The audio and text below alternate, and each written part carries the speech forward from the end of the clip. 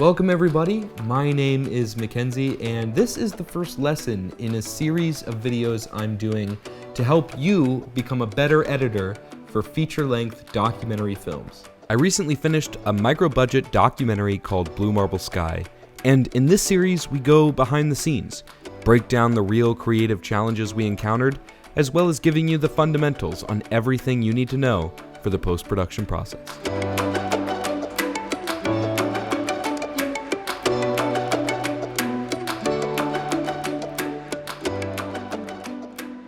Now, before we jump into the timeline, there's several things that you need to do as an editor before you actually open up the project. And the most important thing, I think, is getting in the right headspace. There's two words that I always think of before I begin editing a project. And the first one is persistence, and the other one is patience. Persistence in the sense of a lot of the work you're going to be doing is by yourself alone without anyone standing or looking on behind you.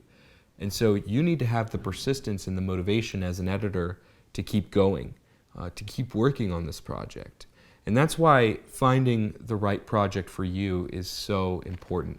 If you're going to be making a feature-length documentary, especially if it's something you're going to be doing on the side, you want to make sure that that you're motivated, that you're passionate about the project that you're working on. The second thing is patience. Odds are is you're going to be working on a project with several other different people. And you may be the director of this project and the editor, or you may not, and you may have other directors. In this case scenario for me, working on Blue Marble Sky, I had directors, and I was there as an editor. And so my job was to be patient with the directors and understand the fundamentals of what being an editor is. To me, an editor is someone who is an organizer, someone who organizes all of these different ideas and then presents options to the director.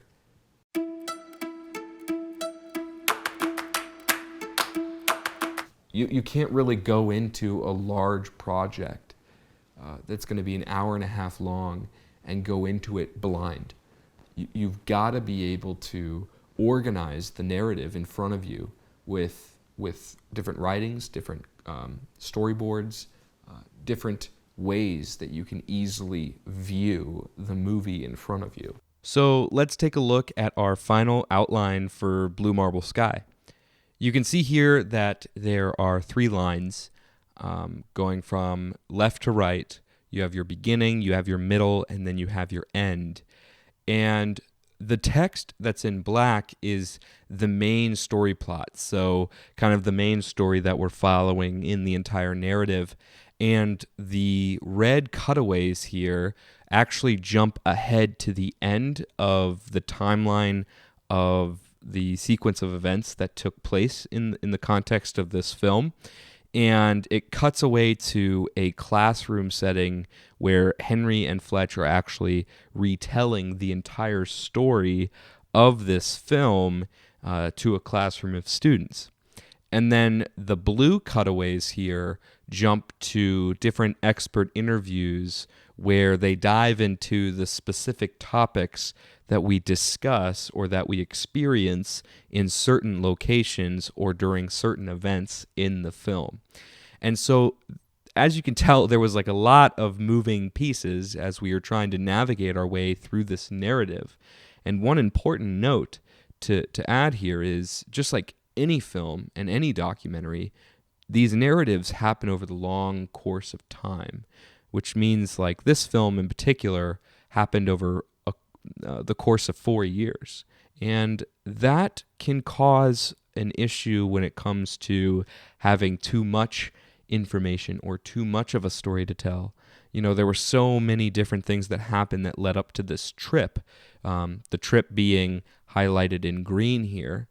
There was so much that happened in this white and yellow parts of the outline that we had to either cut or we had to take out because it just didn't drive the point of the main plot of the story. And so we had to make some very difficult decisions. There were several sequences in here that were cut on the cutting room floor or ended up getting cut after we did our first screening. Once we got our first outline done and we did our pre-screening at a theater in New Orleans, we sat down finally when we moved up into Charlotte, and we got rid of our entire old outline and sat down and re-outlined the entire film.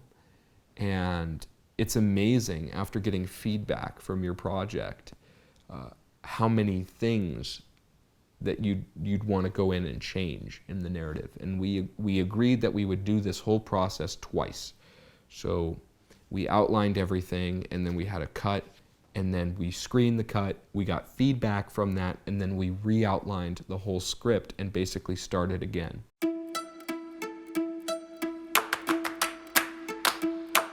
The first several sequences of this film is actually establishing who Henry and Fletch are, where they come from, and why we should care about them. This is kind of like our pitch argument to why you should watch the rest of the movie, and really establishing why we should care about Henry and Fletch. And so in doing that, we realized that in order for people to understand the importance of going on the journey that we want to lay out throughout the film and why it's important, we have to show things that they can relate to, potentially pain that they could relate to or have experienced in the past, and therefore wanting to go on the journey similar to what Fletch and Henry went on. When we started working on this film, you can see here we actually started the original cut, our first original cut that we screened in New Orleans. We started that right here with Henry and Fletch dropping out of school, going on a road trip, and leaving Tulane University. And that's what the title sequence was in the beginning of that film, was them leaving NOLA.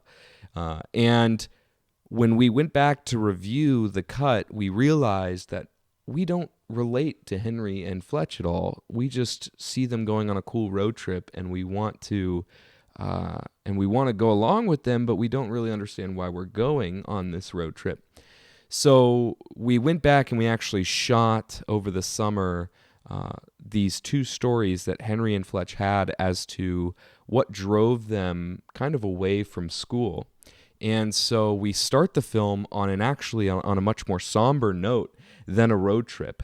And so we start the film with with Henry in New Orleans going through this issue with his fraternity. And then we go into our title sequence. We establish Henry and Fletch's storyline in the classroom and how they're going to recount all of the events that took place. And then we jump into Fletch's storyline in the Tulane football stadium, where he got his concussion that caused him to want to make a change in his life. I get this feeling of not knowing who that person was when I look into the mirror, and it scared the shit out of me. And so you see these two kind of converge, and I lay that out right here in this character evolution of how everything came to be.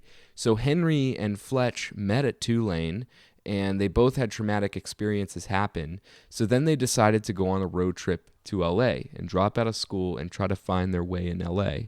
And that's where they met Augie. And they met Augie at the Zen Palace, and then Augie inspired them to want to go on this trip.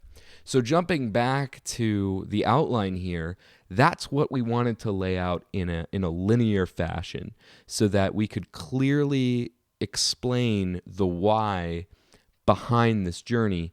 Because to someone who doesn't know Henry or Fletch, or someone who doesn't know Augie and his story, why would they care about the journey that Henry and Fletch are going on?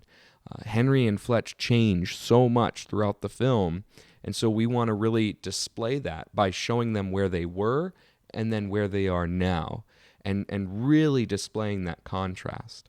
And so we did that. So we went to the New Orleans party, the Tulane Stadium. They left NOLA, and then they went to the Zen Palace, similar to here. So we're following Henry and Fletch's journey to LA to the Zen Palace, and then that's where they met Augie. And so right here we have Fletch in the classroom kind of introducing Augie and alluding to this guy's a little different than what you would traditionally see in a person.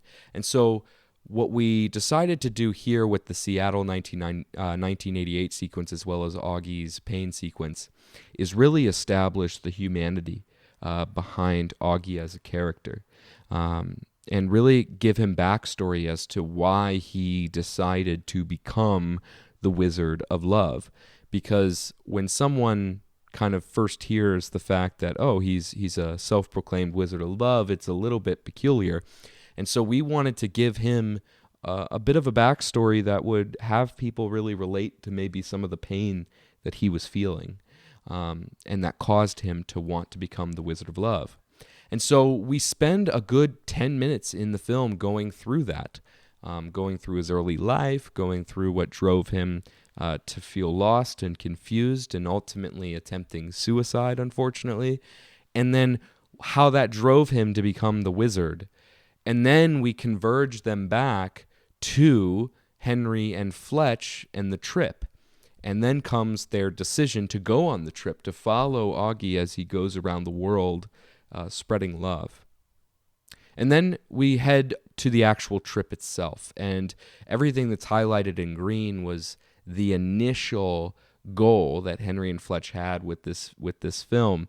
They wanted to just make a video encapsulating their entire trip, and it wasn't until we saw this greater story that we took a step back and realized, no, actually we should turn this into a feature-length film, including Henry and Fletch into the narrative of Augie's trip, because they have such an evolution across this film that's a magnificent story that should be told.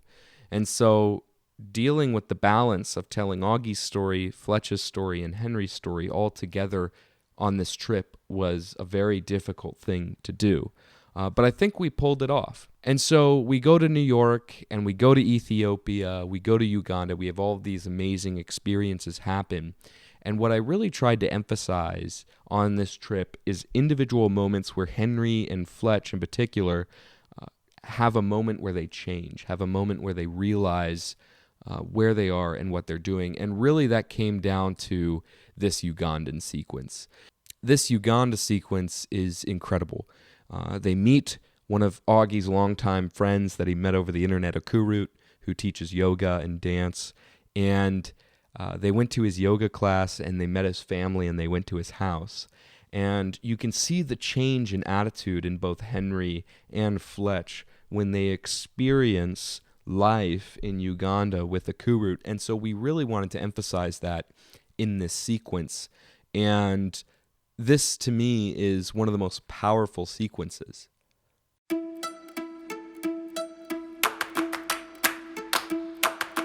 It's difficult to start in a certain spot.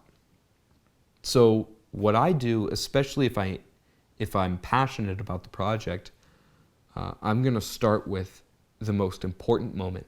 The first thing I started editing was the Uganda sequence where Fletch is dancing with the kids, the little kids. That is my favorite part in the entire film. I don't know why I was dancing like I was dancing, but I think it was because I let go. And when I let go, my hips start doing funny things, and I don't argue with them. After that, it was just such an awesome interaction with these kids.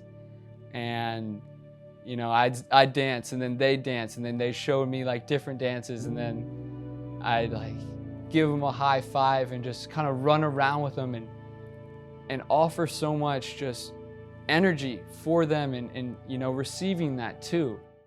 Everything else revolved around that one moment. And you may not see it in the final product, but that was the starting point.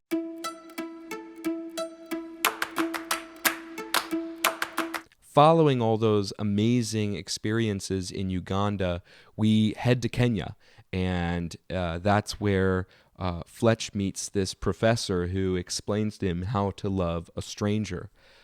And then following that, we head immediately to Zanzibar, where that's the last location of their trip that they filmed. And this is where they meet someone named Nick, who explains to them why the world lacks love and how we can be kind of soldiers of love in a way based off of what Nick's doing over there. And at the end of the film, we wanted to really contrast the beginning of the journey to the end of the journey. And so we go back to the classroom with Henry and Fletch discussing the impact that the trip had on their lives, and then talking about what they're doing after that as well, and how they're putting love into action based off of this experience that they had on this trip. And so we wanted to leave it with a very inspirational note in context of wanting people to go out there and display acts of love and love in action. And so we really tried to drive that point home with the expert interviews at the end as well, really saying that, if you want to truly love other people, you got to learn how to love yourself, which I think is such a beautiful and powerful message.